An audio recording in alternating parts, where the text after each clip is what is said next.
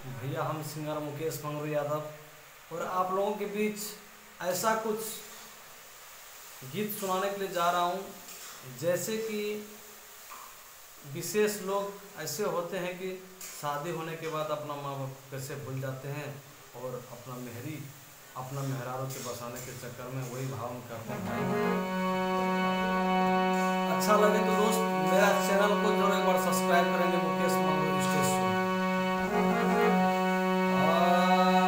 कतना बदल गइला मेहरी के पाई के, कतना बदल गइला मेहरी के पाई के, याद नहीं आवे रे बबुआ तुमको माई बाबू के, याद नहीं आवे रे बबुआ तुमको माई बाबू के, याद नहीं आवे रे बबुआ।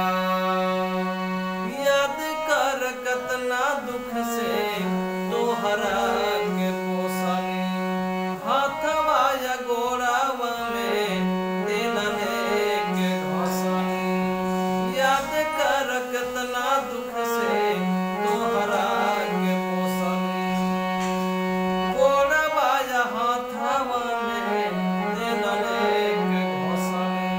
बड़े का बनाए रे दिहनी,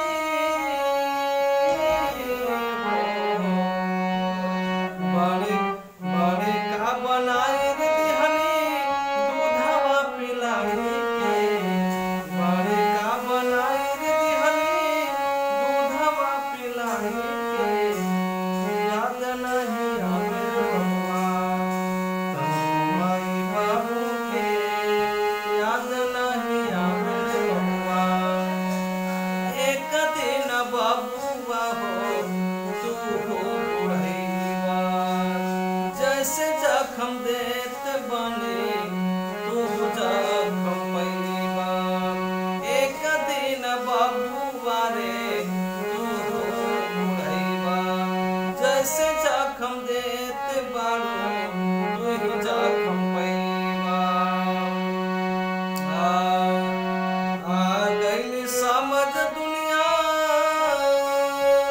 नइखन भलाई के, आ गइल समझ दुनिया नइखन भलाई के, याद नहीं आवे रे बबुआ तुमको माई बाबू के, याद नहीं आवे रे बबुआ। हईनी पुरनिया हम तुरता ब्यास हो, देखता